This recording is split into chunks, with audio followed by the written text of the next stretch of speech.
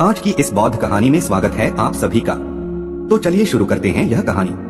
बुद्ध के अपने शिष्यों के लिए आखिरी शब्द थे अपा दीपो भव, अपने प्रकाश स्वयं बनो। जब बुद्ध इस दुनिया से जा रहे थे तो स्वाभाविक रूप से हजारों शिष्य उनके चारों तरफ इकट्ठा हो गए। वे रोने चिल्लाने लगे। गुरु उन्हें छोड़कर जा रहा था। उनका दुखी होना तो स्वाभाविक था, और गुरु भी उनके साथ 42 सालों तक रहा था, और वो सभी उस आदमी से बहुत प्रेम करते थे। वे उनकी आभा, उनके खिंचाव से प्रेम करते थे। वह उन सबसे सुंदर व्यक्तियों में से एक थे जो कभी भी इस पृथ्वी पर चले होंगे। वह न केवल आध्यात्मिक रूप से सुंदर थे, बल्कि शारीरिक रूप से भी वह सबसे सुंदर पुरुषों में से एक थे। बुद्ध का बैठना, चलना, सोना, उनकी बातें, उनकी मुस्कान सब अपने आप में बहुत ही अद्भुत और आकर्षक था। बुद्ध को देखना ऐसा था मानो किसी ताजे खिले कमल के फूल को देखना, पूर्ण रूप से निश्चल, शांत और स्थिरता की मूर्ति। और वे सभी लोग बुद्ध से अथाह प्रेम करते थे। उन लोगों ने उस एक इंसान के लिए सब कुछ त्याग दिया था, सब कुछ जोखिम में डाल दिया था। लेकिन अब वही इंसान उन्हें छोड़कर जा रहा था, तो वो सब रोने लगे। उनके रोने को, उनके आंसुओं को, उनके दुख को कोई भी समझ सकता था।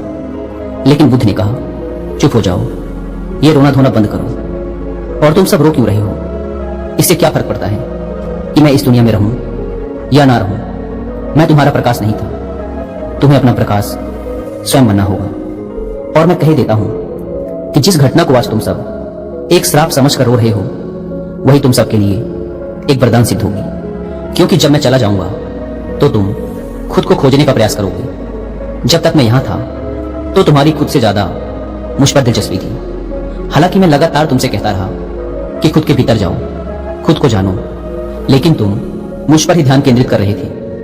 अब जब मैं यहां ना रहूंगा तो तुम खुद के भीतर जाने के लिए बाध्य हो जाओगे। और ठीक ऐसा ही हुआ।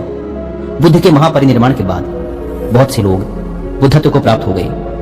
जब उनसे पूछा गया कि बुद्ध की मृत्यु के बाद इतने सारे लोग प्रबुद्ध क्यों हो गए, तो उन्होंने कहा, अब हम समझ पा रहे हैं कि बुद्ध ने ऐसा क्यों कहा था कि जिस मृत्यु को तुम अभिशाप समझ रहे हो वह तुम सबके लिए वरदान सिद्ध होगी।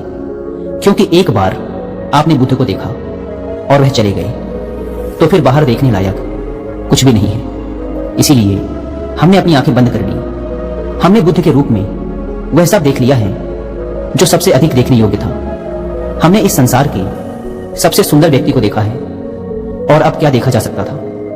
बुद्ध के जाने के बाद ना तो कुछ सुनने लायक बचा था और ना ही कुछ देखने लायक। तो हमने अपनी आंखें बंद कर ली और भीतर की ओर मुड़ गए।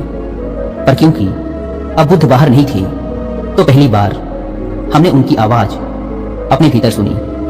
जब तक बुद्ध हमारी आंखों के सामने थे, तब तक हम अपने भीतर की यात्रा को कल पर टालते रहते थे, क्योंकि हम उनके व्यक्तित्व, उनके करिश्मा में ही मुग्ध रहते थे।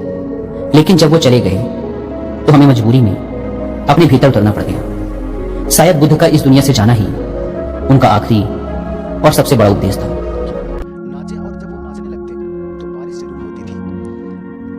कुछ दिनों बाद 4 लड़के शहर से गांव में घूमने के लिए आए।